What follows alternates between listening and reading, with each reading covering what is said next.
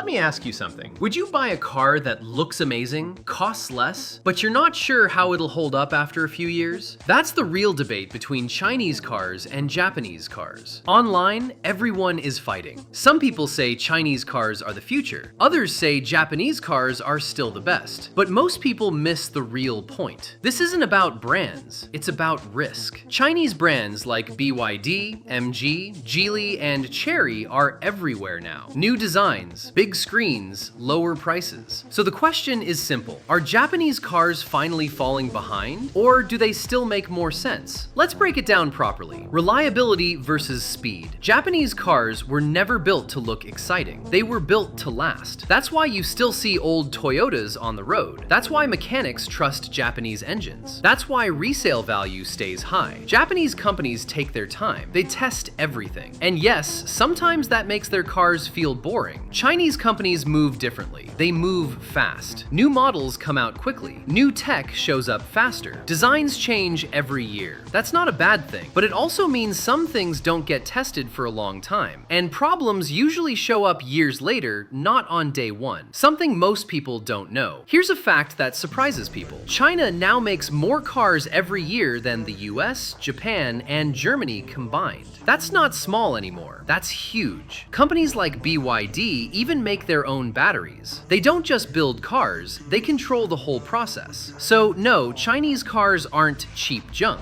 They're serious competitors now. Features and technology. This is where Chinese cars shine. For the same money, you usually get bigger screens, more features, better looking interiors. A $20,000 Chinese car can feel like a much more expensive car inside, and that's very tempting. Japanese cars often feel behind here. Smaller screens, old-looking systems, fewer features. But there's a reason. Japanese brands don't release tech until they trust it. They prefer fewer features that work instead of many features that might fail. What about the future? The future is electric cars and software. This is where China moved faster. Japanese brands focused on hybrids for too long. China went all in on EVs, and that could give Chinese brands a big advantage going forward.